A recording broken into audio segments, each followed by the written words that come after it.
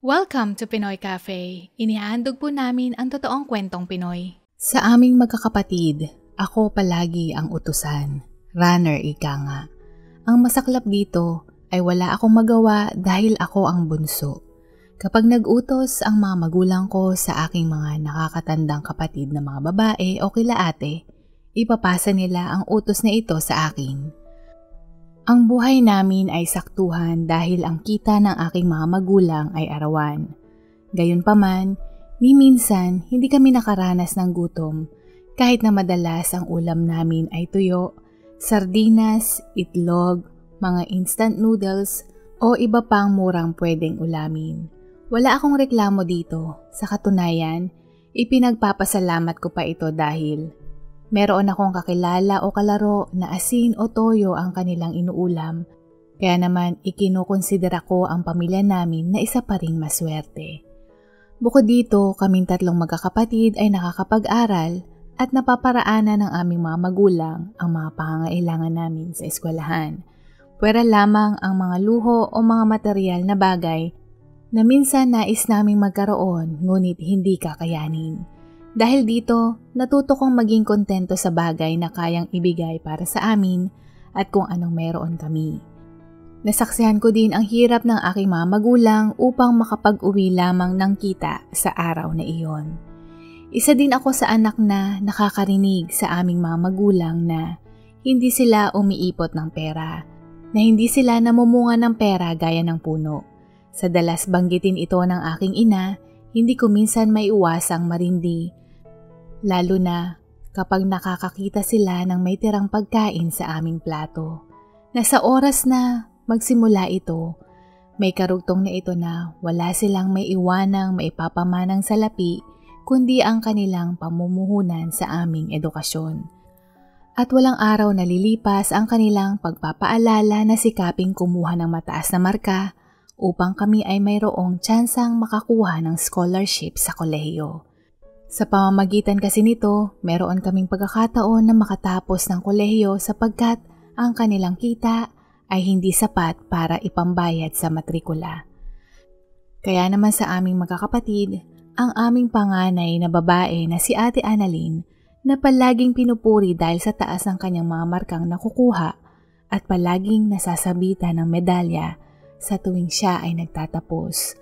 Hindi maiwasan minsan ng aming mga magulang na ikumpara kami sa kanya, na tularan ang kanyang ginagawa, na maging isa siyang inspirasyon na sipagan at galingan din namin sa pag-aaral.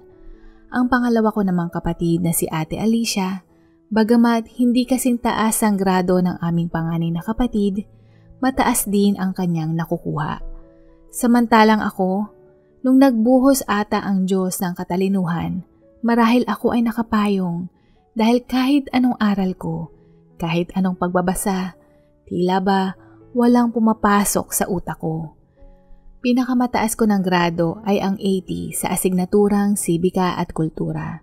Nakakuha ako ng mataas na grado dito dahil mahusay ako sa sining. Kaya naman madalas akong masermonan ng aking ina na sa tuwing nakikita niya ang report card ko na laging nagpapakunot ng kanyang noo. At palaging sinasabi ang, "Ano ba yan, Anton? Puro nasa 7 ito. Naalibadbaran ako makita yung card mo. Magaling ka nga mag-drawing pero paglaki mo, hindi mo naman yan mapapakinabangan." Naiinis na sambit ng aking ina. Opo, hindi po ako mahusay pagdating sa aking mga asignatura pero sa sining o pagguhit, ako ay may taglay na talento. Mahilig akong mag-drawing gamit ang lapis. Nais ko mang ituloy o paghusayan pa sana ang larangang ito, ngunit ang aking ina ay taliwas dito. Bukod sa mahal ang kagamitan, hindi daw ito tunay na propesyon.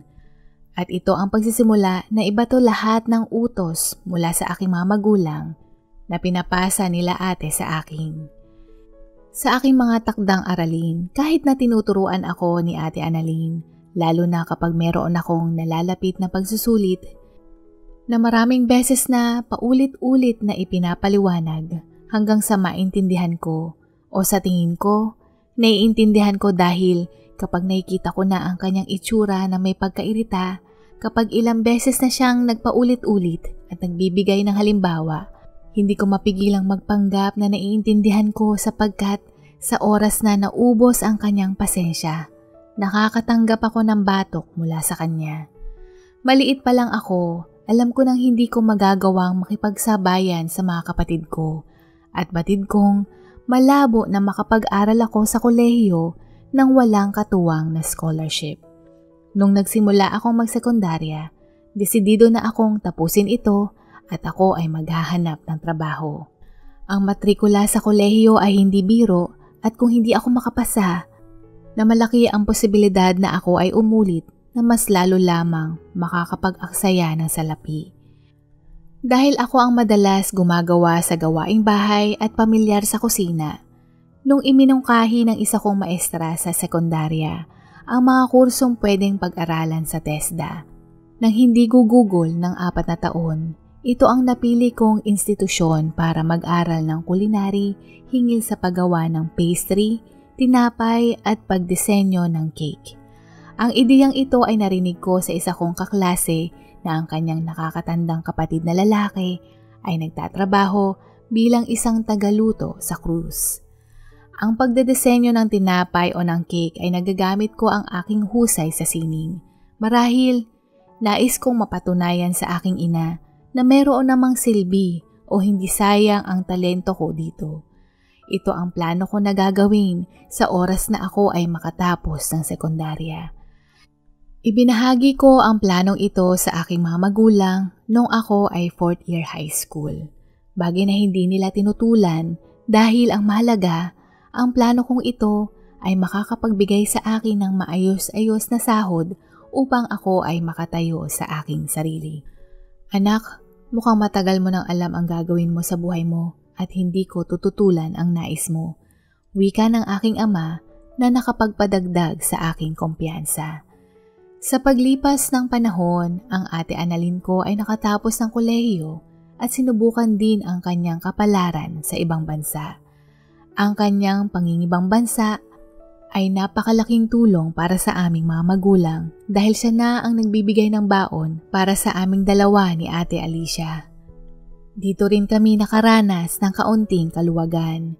Tinanong ako ng Ate Annalyn ko kung nais kong mag-aral sa isang universidad, pero ito ay tinanggihan ko dahil hindi ko maiwasang makaramdam ng pagkahiya, lalo na kapag ako ay magkakaroon ng markang bagsak.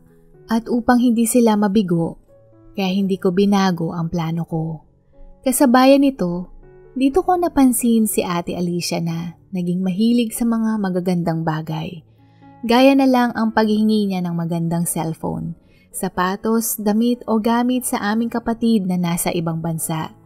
Hindi ko to noon una binigyan ng pansin dahil marahil nais niya lamang makaranas ng mga magagandang bagay. Naisip ko, wala namang masama sa nais niyang makaranas ng mga ganito. At isa pa, lumaki kaming laging may kulang.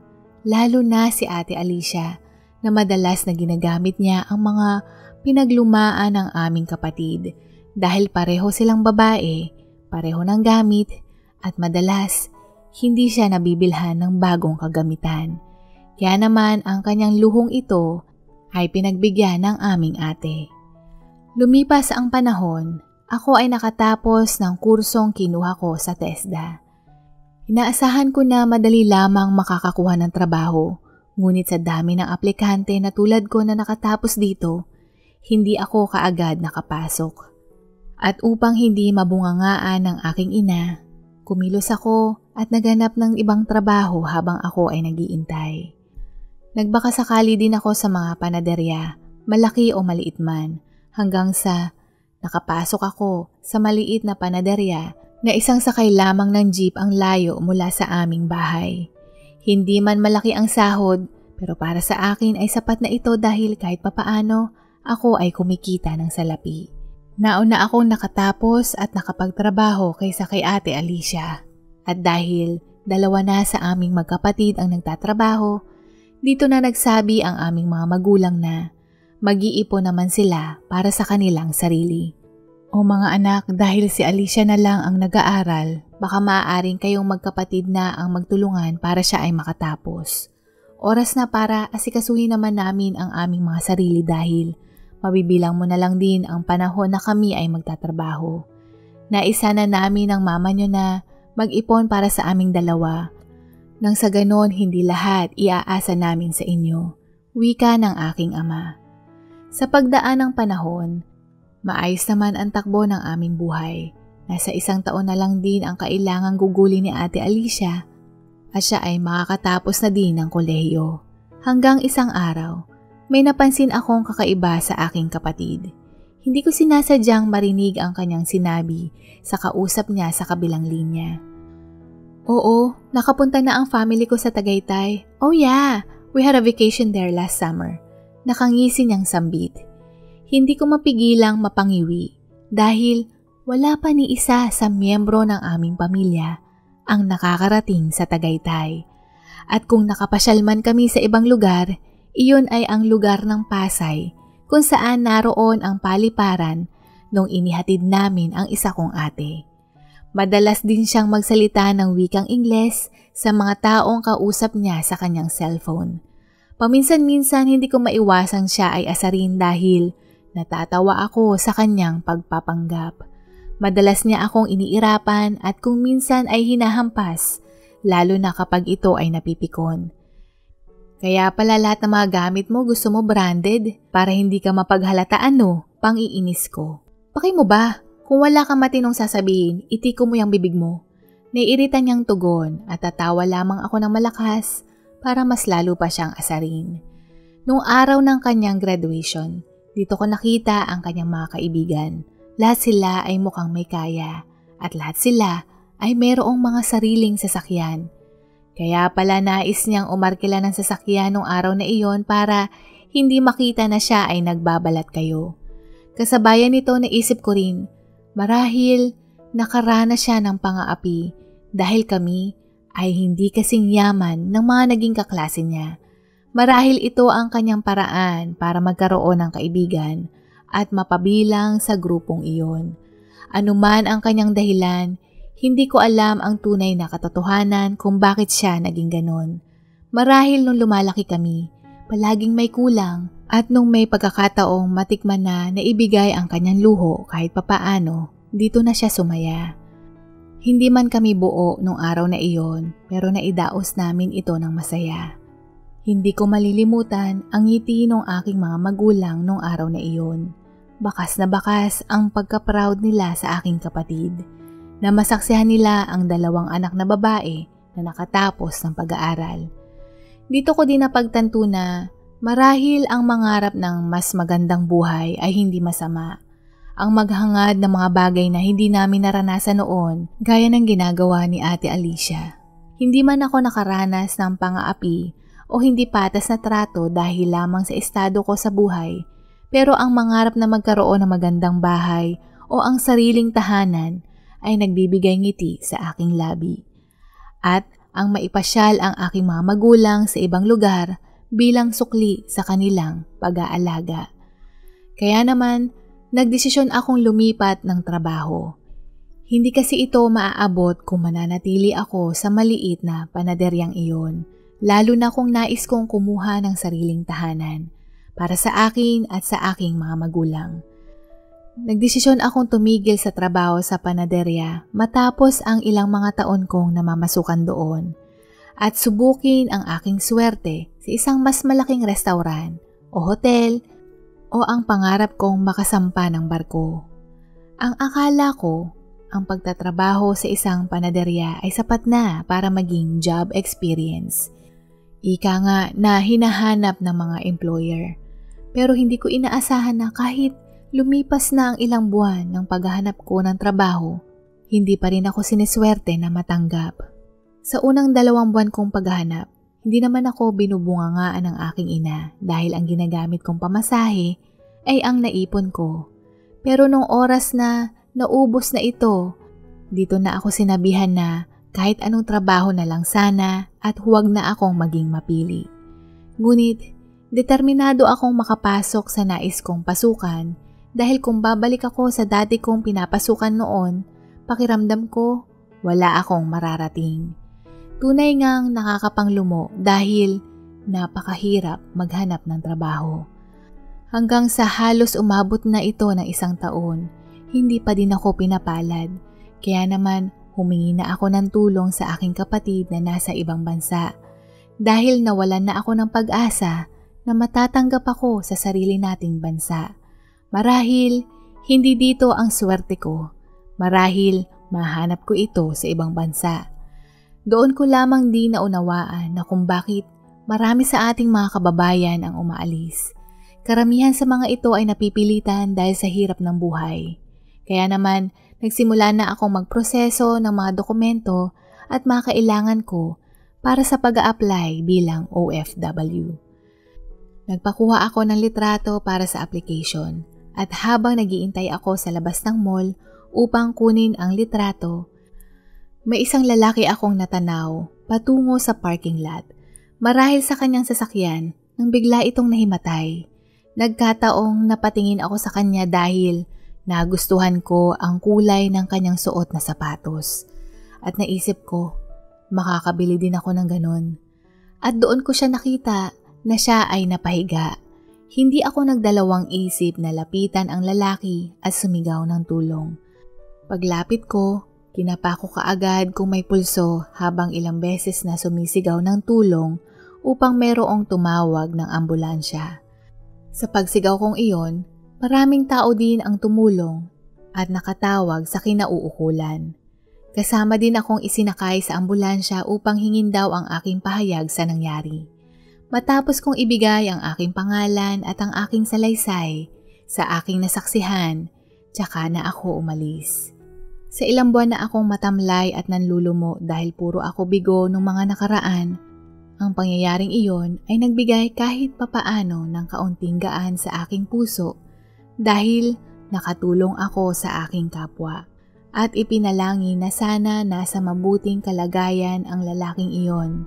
At hindi ko mapigilang maikwento ito ng may pagka-proud sa aking mga magulang nung pagka-uwi ko sa bahay. Makaraan ang ilang mga buwan habang nag-iintay ng mga agencying tatawag kung meron bang magandang balita. Nang makatanggap ako ng tawag mula sa isang numerong hindi ko kilala. Nagpakilala ito na siya daw ang lalaking tinulungan ko noon sa parking lot. Nakakagalak dahil nasa mabuti siyang kalagayan at hiniling niyang makipagkita sa akin dahil nais daw niyang magpasalamat ng personal. Sumagot ako sa kanya na, "Okay na po sir, wala po iyon, ang mahalaga okay po kayo. Maraming salamat pero nais kong iparating ito sa personal. Kung maaari tayong magkita, sana mapaunlakan mo ang aking paanyaya." Tugon niya. Base sa kanyang boses, kahit na nais ko itong tanggihan, pero sa tingin ko, kapag tinanggihan ko ito, maaring mabigyan niya ito ng ibang kahulugan gaya ng baka wala akong modo. Kaya naman bilang paggalang, lalo na maayos naman niya akong inimbitahan, kaya naman ito ay aking pinaunlakan. Nagkita kami sa parehong shopping mall kung saan nangyari ang insidente at kumain sa isa sa mga restaurant doon. Sa totoo lang, hindi ko mapigilang mahiya dahil unang beses kong nakapasok at nakakain sa ganoong kainan. Dahil unang beses ko pa lang nakapasok doon, hindi ko din alam kung paano umorder o kung ano ang o-orderin. Umasta ako na binasa ang menu at nung makita ko yung presyo, bigla akong napalunok at kinapa ang aking bulsa dahil sa drinks pa lang nila. Hindi na kasya ang pambayad ko dito. Kaya naman agad kong isinara ang menu at nung tinanong niya ako kung meron akong nagustuhan, hindi ako nahiya na magsabi ng totoo. "Sir, sa totoo lang po, wala po akong pambayad dito. Pwede pong tubig na lang." Nakita ko siyang tumawa ng kaunti at sumagot na, "Huwag akong mag-alala dahil ililibre niya ako." Pero sumagot akong muli na hindi ko din alam kung ano ang o-orderin ko. Kaya naman, "O sige, ako na ang bahala," maikli niyang sagot. Habang ako ay nakikinig sa sinasabi niya sa waiter, hindi ko mapigilang magulat dahil ang dami ng kanyang in-order, lalo na nung nakita ko itong inihain sa lamesa. Bago kami magsimulang kumain, nagpasalamat siya dahil kung hindi daw dahil sa akin, baka lumala daw lalo ang kanyang kalagayan. Siya ay mayroong sakit na diabetes at may kinalaman dito kung bakit siya nahimatay. At dahil dito, mas lalo na siyang nag-iingat. Iniwan ko ang numero at pangalan ko sa ospital, kaya sa pamamagitan nito niya ako nakontak. Mas matanda siya sa akin ng 7 taon at nung kami ay nag-uusap, hindi ko mapigilang mapahanga sa kanya dahil marami akong natutunan tungkol sa mga bagay-bagay, lalo na nung tinanong niya ako kung ano ang nais kong marating sa buhay. Hindi ko mapigilang madyahe nung sinabi ko sa kanya na ang tunay kong pangarap ay maging isang pintor. Ipinaliwanag niya sa akin na hindi lamang limitado ang aking kakayahan sa iisang propesyon lamang. Maaari akong maging arkitekto, fine arts, gumuhit ng comics, cartoons para sa cartoon, o maging graphic artist. Sa mga ideyang ito, hindi ko alam na meron palang mga ganitong pagpipilian. Sinabi din niya na masasayang ang panahon at talento ko kung ang papasukin kong trabaho ay hindi ko gusto.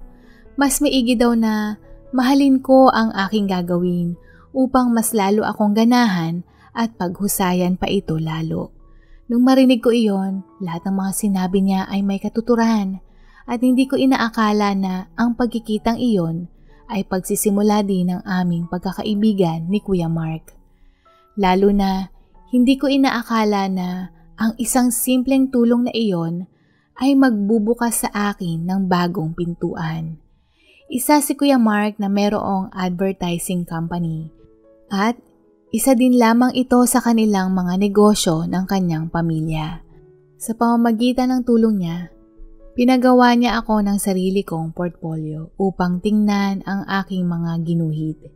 Nagustuhan naman niya ito at naitrain niya ako bilang isa sa mga graphic artist ng kanyang kumpanya. Aaminin kong nahirapan ako sa training lalo na gumagamit ng computer, bagay na bago sa aking kaalaman. Sa pagtsatsaga din ng nagturo sa akin at ang ilang buwang pag-aaral at training ay sa wakas, natutunan ko din ito. Sa totoo lang, hindi ko inaakala na mataas pala ang kita ng isang graphic artist na halos kapantay din ang sasahurin ko kung ako ay magtatrabaho sa ibang bansa.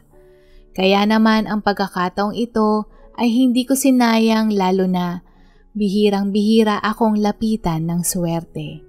At syempre, hindi ko din sinayang at pinakita na ako ay mayroong dedikasyon, disiplina at nagagawa ang mga proyekto sa tamang oras na inilaan. Hindi ko akalain na ang simpleng paghanga ko sa kanyang sapatos, ito ang magiging resulta. Kaya naman naniniwala ako sa kasabihang right place at the right time. Dahil kung hindi ako nagpakuha ng litrato, kung hindi ako nagdesisyong lumabas para manigarilyo habang nag-iintay at nakita ang kanyang sapatos, ang lahat ng ito hindi mangyayari. Dahil sa kanyang mga payo, suwestyon, naging kuya ang tingin ko sa kanya. Naaminin ko, nakaramdam ako ng sabik dahil pakiramdam ko, merong nakakaintindi sa akin. Yung mga bagay na mga lalaki lamang ang nakakaintindi, mga paksa na panglalaki lamang ay naibabahagi ko sa kanya na hindi ko magawa sa mga kapatid ko. At nung dumating ang araw ng kaarawan ko, inimbitahan ko siya sa aming tahanan upang magdiwang at ipinakilala ko siya sa aking pamilya. Nakilala niya ang mga magulang ko at si Ate Alicia. Maging ang mga magulang ko ay hindi maiwasang humanga sa kanya dahil sa kanyang angking talino at mga karanasan sa paglalakbay sa iba't ibang lugar. Naging maganda ang daloy, hindi lamang ng buhay ko, pati na rin ng mga magulang ko. Sa mga taong lumipas, 2 magandang balita ang dumating sa aming pamilya. Una, ako ay nakabili ng maliit na bahay at lupa para sa aming 3 at sa pamilya ko sa hinaharap kapag nangyari iyon. Pangalawa, hindi ko inaasahan na palihim silang nagde-date at inanunsyo na sila ay ikakasal. Ang balitang ito ay labis na nagpasaya sa parehong panig ng aming pamilya. Si Kuya Mark ay nag-iisang anak at ang magulang ko ay labis na natuwa dahil kahit na hindi kami pareho ng estado sa buhay, tanggap nila ang tulad namin. Sa ilang taong lumipas, magmula nang umalis ng bansa si Ate Annalyn, siya ay nagbalik bayan at kami ay kompleto nung araw na ikinasal si Kuya Mark at Ate Alicia. Masaya at maganda ang pagdiriwang. Lahat ng mga bisita at pati na rin ang bagong kasal ay umuwi ng merong ngiti sa aming mga labi. Matapos ang isang buwan mula nung sila ay ikinasal, ibinalita nila sa amin na sila ay magkakaanak. Kaya naman pakiramdam ko, ito na ang pagsisimula ng pagpasok ng swerte sa aming buhay. Bukod dyan, sabik na sabik din ang aking mga magulang sa pagdating ng kanilang apo. Kaming magkakapatid ay nagsisimula ng mamuhay ng kanya-kanya. Hanggang sa dumating ang araw na manganganak na ang aking kapatid. Lahat kami ay nagdala ng bulaklak at lobo sa ospital nung dinalaw namin ang mag-ina na nagsilang siya ng isang healthy baby boy. Magmula nung nakita ko ang pamangkin ko, hindi pa rin ako makapaniwala na mula sa estranghero, naging kaibigan at ngayon tuluyan ko nang naging kapatid si Kuya Mark.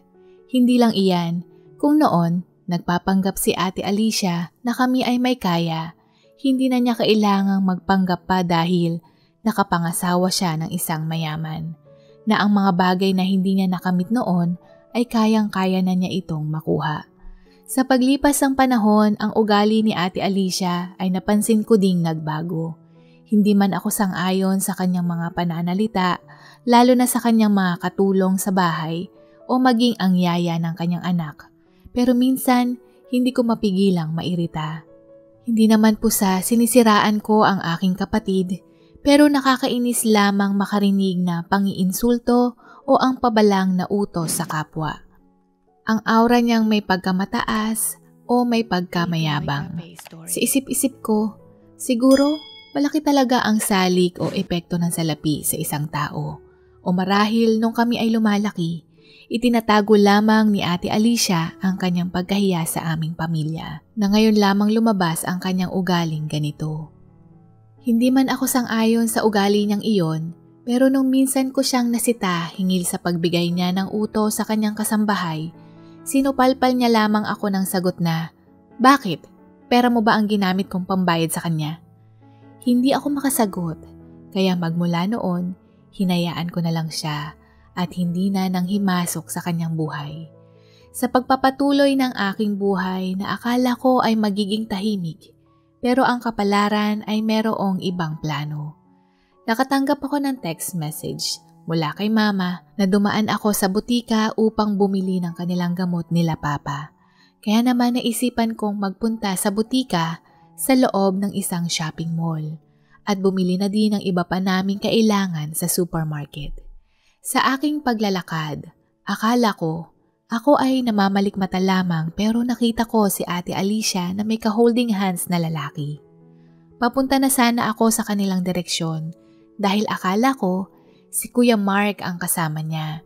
Ngunit sa mga hakbang na ako ay papalapit ng papalapit, napagtanto ko na hindi si Kuya Mark ang kasama niya. Hindi ko napigilan ang sarili ko na sundan sila ng palihim at siguraduhing hindi ito guni-guni lamang. At makaraan ang ilang minutong pagsusubaybay sa kanila, kumpirmado kong si Ate Alicia ay nangangaliwa. Ang unang pumasok kaagad sa isip ko, isumbong siya kay Kuya Mark. Pero hindi ko ito nagawa dahil naisip ko, paano ang pamangkin ko? Napakabata pa niya na masira ang kanyang pamilya. At upang hindi magkaroon ng malaking gulo, ang napili kong kausapin ay ang lalaki nito na layuan ang aking kapatid. Aaminin kong napakahirap humarap kay Kuya Mark na meron akong inililihim. Pakiramdam ko, tinatraidor ko siya. Sa ilang linggo kong pananaliksik, natuntun ko ang lalaki at ito ay pinagbantaan. Subalit, meron akong natuklasan. Nung aakmain ko nang susuntukin ito sa muka, bigla nitong sinabi na, "Pakiusap, huwag mo akong ilayo sa bata." Nagulat ako sa kanyang sinabi at pinilit siyang magpaliwanag. Sa kanyang pagsasalaysay, matagal na silang magkarelasyon ni Ate Alicia at habang sila ay nakikipag-date din ito kay Kuya Mark. Nung una, nakipaghiwalay si Ate Alicia sa kanya pero hindi daw niya kaya itong mawala at pumayag siya sa ganoong sitwasyon. Napagtanto niya na kung hindi daw siya mahal ng ate ko, hindi daw ito papayag na ipagpatuloy pa ang kanilang relasyon. At ang relasyong ito ay nagbunga at dahil walang matinong trabaho, nagdesisyon si ate na pakasalan si Kuya Mark. Bilang kapalit sa kanyang pananahimik, patuloy ang kanilang relasyon at paminsan-minsan may kita niya ang bata. Matapos kong marinig ito, hindi ko mapigilang suntukin ang pader at suntukin din sa muka ang lalaki dahil sa mga baluktot niyang pangangatwiran. At ang mas lalong ikinakukulo ng ulo ko ay kung bakit nagawa ito ng aking kapatid. Na maganda na sana ang kanyang buhay pero pinili niyang iputan sa ulo ang kanyang mister. Hindi ko siya maintindihan. Ang sumunod kong ginawa ay nagpates ako kung totoo nga ang sinasabi ng lalaking iyon. Dahil ipinapanalangin ko na sana hindi totoo ang kanyang sinabi. Pero napaupo lamang ako sa sahig nung mabasa ko ang resulta na hindi siya nagsisinungaling. Labis akong nalilito dahil kapatid ko ang may sala at kung sasabihin ko ang totoo, lahat ay masisira. Mula sa tiwala ng kanyang asawa at maapektuhan din maging ako at ang trabaho ko. At kung mawalan ako ng trabaho, ang bahay at lupang kinuha ko ay hindi ko pa tapos bayaran. Nababalik lamang kami muli sa dati naming buhay. At higit sa lahat ang pamangkin ko, isang batang isinilang sa mundo na walang kamuwang-muwang ay nadamay dahil sa kasalanan ng magulang. Hindi ko alam ang gagawin ko. Pero kung hindi ko ito sasabihin, mas lalo lamang na ako ay mawawala ng trabaho dahil inilihim ko ito na mas lalo lamang magpapalaki ng issue at pagkawala ng tiwala. Hindi ko din mapigilang magalit sa kapatid kong babae dahil bakit hindi siya naging kontento? Bakit kailangan niyang gawin iyon? Hindi ko siya maunawaan. Na siya ang punot dulo ng kaguluhang ito na pati kami ay nadamay. Sa ilang linggo kong pagkatuliro, pagkabalisa at hindi pagtulog, napansin ito ni Kuya Mark at tinanong ako kung meron akong problema. Nung nakita ko na ang kanyang mga mata, nakita ko ang kanyang tunay na pagmamalasakit at hindi ko mapigilang ikuyom ang mga kamay ko dahil hindi ko magawang aminin kaagad ang totoo. At ang kapalit nito, gabi-gabi ako ay inuusig ng konsensya. Hanggang sa nagdesisyon akong sabihin ang totoo. Handa ako kung anuman ang maging desisyon ni Kuya Mark. Kung tanggalin man niya ako sa trabaho o anuman, sapagkat hindi ko maatim na mas nanaig ang kamalian kaysa sa tama, na konsintihin ang baluktot na gawain, at higit sa lahat, ang basagin ang tiwala sa taong nagbigay at nagmulat sa akin sa mundo na hindi ko alam noon. Kung ano ang meron ako, utang na loob ko ito sa kanya at karapatan niyang malaman ang totoo. Tinapos ko ang pinakahuling proyekto at naghanda ng resignation letter dahil labis akong nahihiya sa ginawa ng aking kapatid. Na sa tuwing nakikita ko si Ate Alicia, parang walang nangyayari at hindi ko na matiis ang kanyang pangit na ugali. Dito ko ipinagtapat kay Kuya Mark ang lahat, kalakip ang DNA test na isinagawa ko noon. Humingi ako ng labis na paumanhin dahil ilang buwan ko itong inilihim at humingi din ako ng paumanhin sa ginawa ng aking kapatid. Sa pagkikita naming iyon, wala ni isang salita siyang sinabi at nung matapos na akong nagpaliwanag, siya ay umalis. Sa reaksyon niyang iyon, wala na akong dahilan pa para magpatuloy sa kanyang kumpanya, lalo na wala akong mukhang maihaharap. At iyon na din ang huli naming pagkikita at pag-uusap. Ang kinahinatnan ng ginawa ko ay ang mga magulang ko ay galit sa akin na kung bakit hindi ang ate ko ang kinumpronta ko dito. na kung bakit nagdesisyon daw akong sirain ang isang pamilya. At dahil sa revelasyong ito, si Kuya Mark at Ate Alicia ay naghiwalay.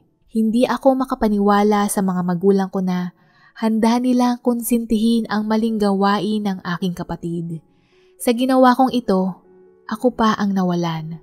Ang mga magulang ko na galit at ayaw akong makita. At si Kuya Mark na isa kong malapit na kaibigan at kuya, siya rin ay nawala.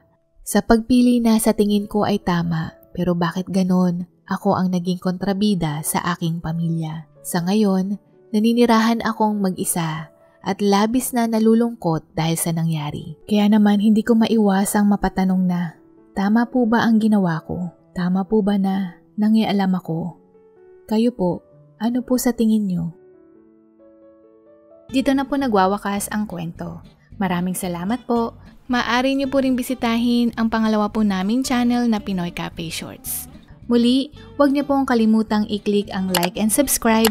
Take care and be safe everyone. God bless you. Bye! Comments of the day. Perhos Marie Anota, Nati Sister. Celia Raniego.